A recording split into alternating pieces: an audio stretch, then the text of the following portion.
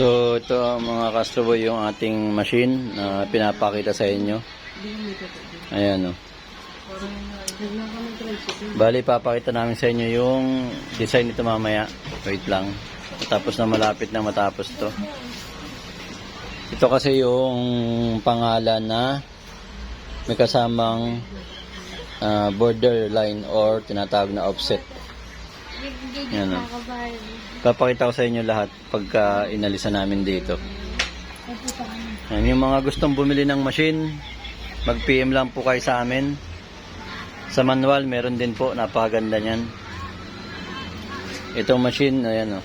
Papakita ko sa inyo itong kinat ko lahat. Medyo marami-rami ito. Kasi kung mapapag-aralan nyo lahat ng settings dito, wala kayong makaksayang styro. Ayan. So, ituturo namin sa iyo lahat kung paano siya gawin. At yung mga diskarte. Ayan.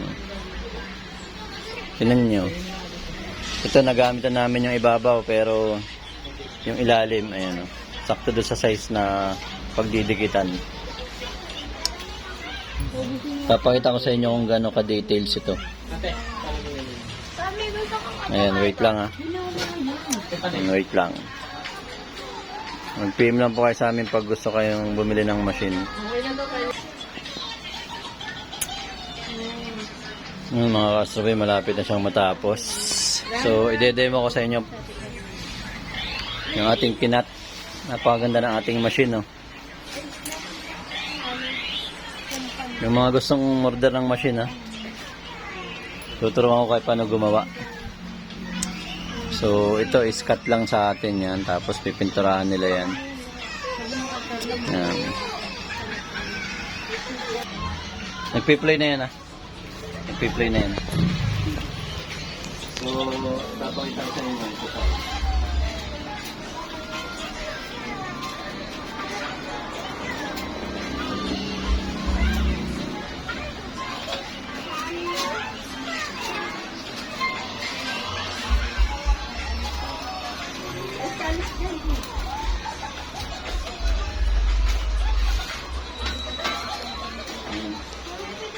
So, kinat natin yung borderline.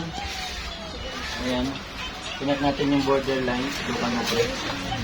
Ayan yung borderline. Tapos, ganyan ang itsura niyan. Ayan. So, bahala na yung borderline at saka yung pangalan. Ganun din sa isa. Ayan. Ang ganda ng cut niya. Borderline to.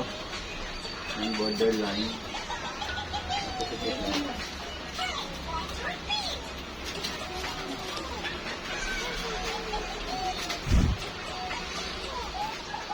Kita nyo, ito yung words niya, tapos kukulayan niya lang, tapos yung borderline, tapos didikit niya dito. Yan siya.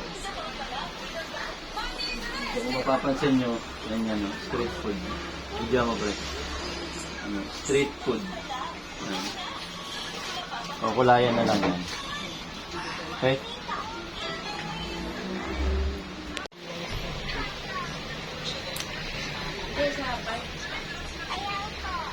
Ito na po yung ating final output ng video. Napakaganda ng cut niya. Machine kasi. Depende na lang sa kulay na gugustuhin niyo.